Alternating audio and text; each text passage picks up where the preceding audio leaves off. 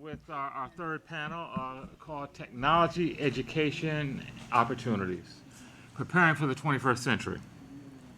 We've had a big conversation today, ongoing conversation about technology and as we move into the 21st century, ways to use it, its impact, how important it is. Well, in this panel, we want to talk a little bit about the educational opportunities and also some of the things, some of the challenges that folks are having, particularly women in the technology area. So we have two really dynamic guests with us. We have Emily Ford, the Director of Outreach Programs and Special Projects at Columbia University Engineering. And we have Vanessa Whitney, the founder and CEO of Sports Nation. Welcome to you both. Thank you. Okay. Emily, if I could start with you, tell us a little bit about what Columbia Engineering and Special Projects and Outreach is, and just what is it that you guys do? Sure. Thanks for having me here today. Yeah. So the School of Engineering is a really interesting place. So there's tons of technology being developed at the School of Engineering, which I find really exciting. But one thing I find that I need to remind the engineers that I work with is that all of this new technology only has meaning when it makes our lives better. And a lot of the work that we do, especially with outreach, is making sure that technology does work directly with people, that it does reach real people, and that connection is really clear between the technology and all of our everyday lives. Our specific focus is on K through 12 education. Columbia is an educational institution, so education is certainly our priority. But without this really concentrated effort to reach our K through 12 schools, this wouldn't happen. So a lot of the programs that we run at the School of Engineering are working with our K through 12 schools and really focusing on engaging young women and students of color. And hopefully the goal for all of our programs is to expose students to science, technology, engineering, and math, so that's STEM, and provide enrichment. So we're hoping to inspire them, but we're really trying to really expand and diversify who goes into STEM. One of the questions that I had, Emily, is, I know that young folks are incredibly obsessed with their smartphones and social media. Have you guys developed, or are you looking at any particular approaches to take that transfixion that they have with technology and move it over to more productive uses of technology? What are your thoughts about that? So I think we're all at a point where we take our technology for granted without really understanding or even questioning how this works. And I think all of the technology, we heard a little bit about this from our formal panel, the panels of what technology can do for education, what a powerful tool it can be to share some learning and share some knowledge. So absolutely, we don't want kids to just be on their phones, and certainly not be on their phones while they're in the classroom.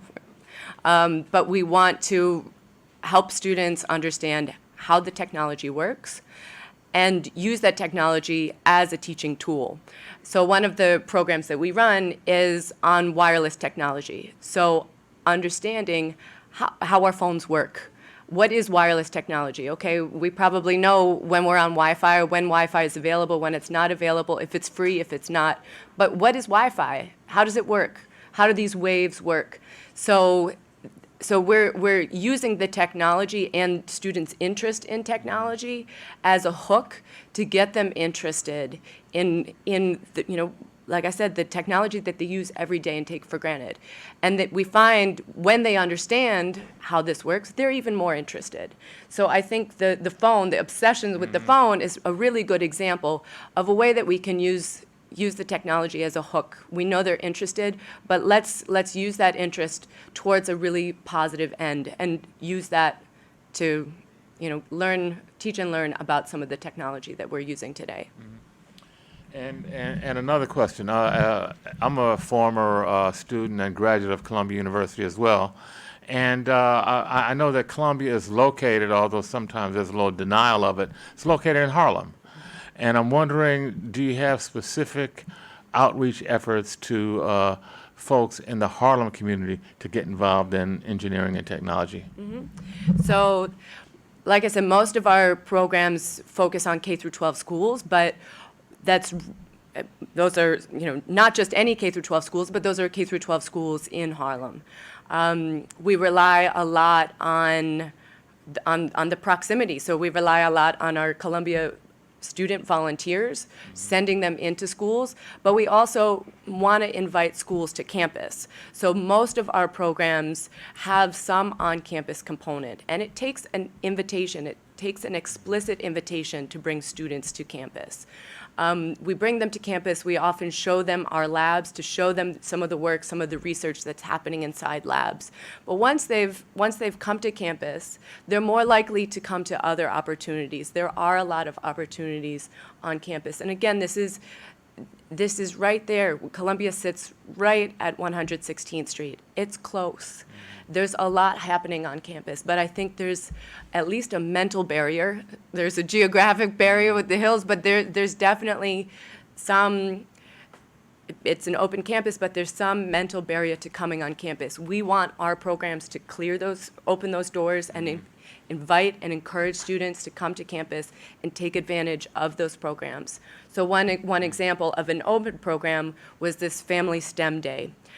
So this is open to the public. It's a STEM day, again, science, technology, engineering, math, really showcasing all of the programs that exist on campus with different science demos, everything related to science, different demos for different ages. We had kids of all ages. We had grandparents coming with their kids. I don't know if people would come unless they had already been to campus, unless they know that they're welcome there. And these are open events. So part of what we're doing is really creating opportunities, encouraging people to come to campus and participate in the program. So a lot of what we're doing is really targeting the Harlem community and K through 12 schools in particular to get people take advantage of the resources that Columbia has. Well, that's exciting stuff, and I actually had the pleasure of attending the Family STEM Day that Emily just referred to, and there were over 300 folks there, and it was quite exciting. There were workshops for young people throughout the venue. I want to turn now to Vanessa Whitney.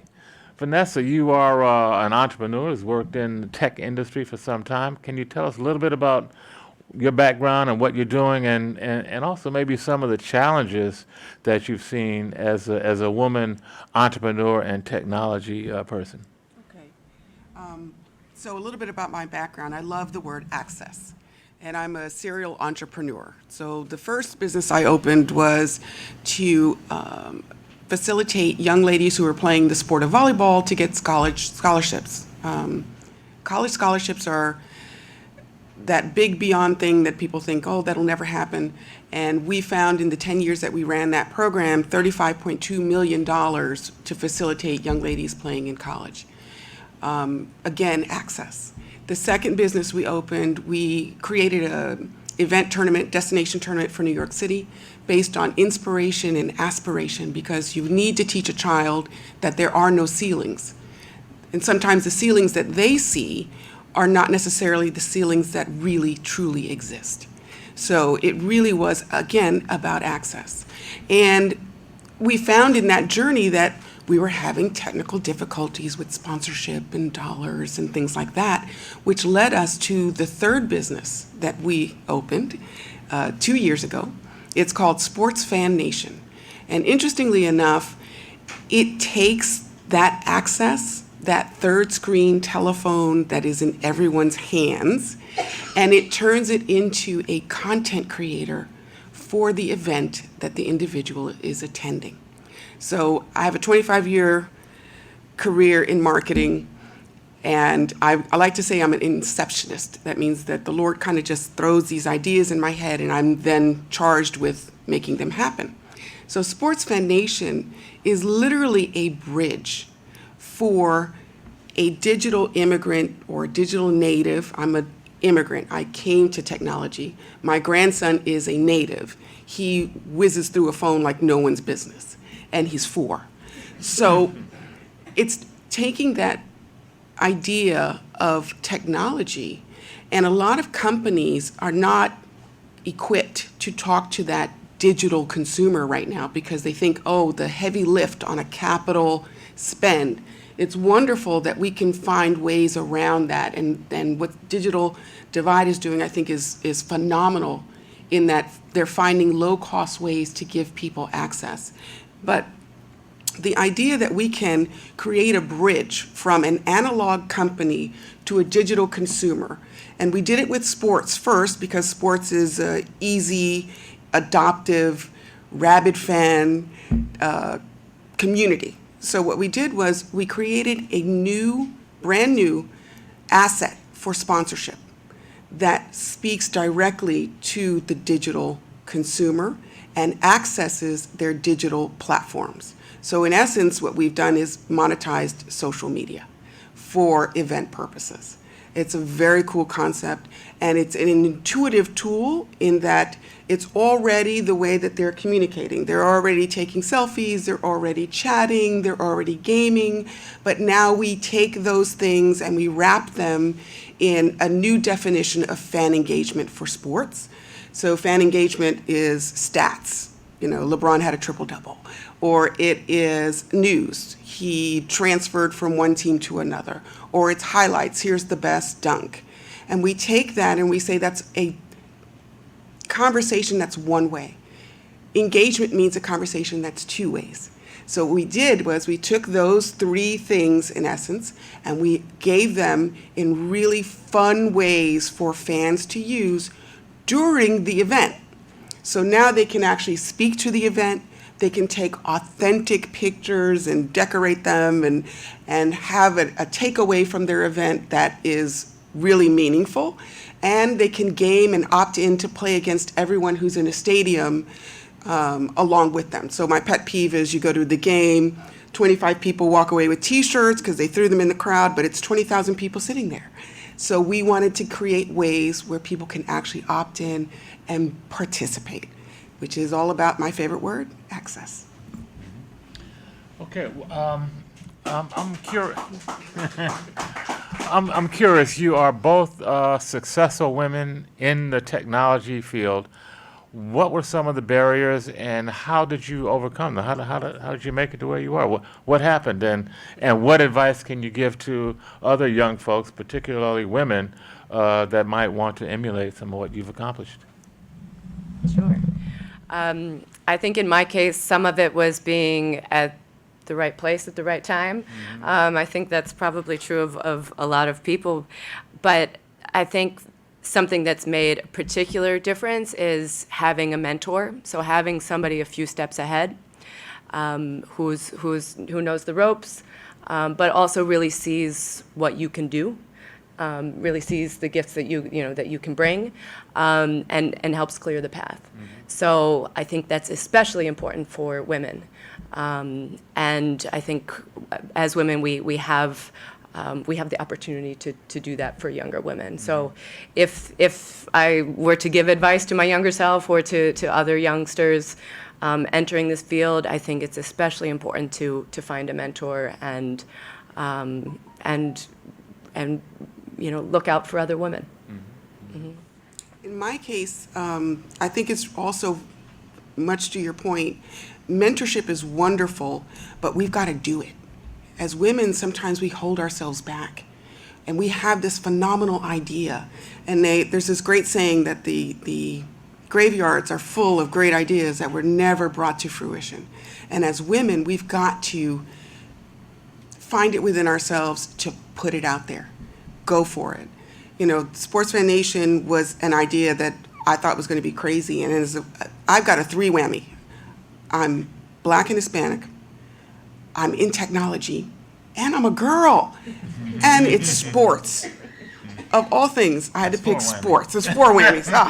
So for me, getting a seat at the table was really about knowing the product that I'm bringing to the table and that I've done my homework and I'm prepared and I'm ready.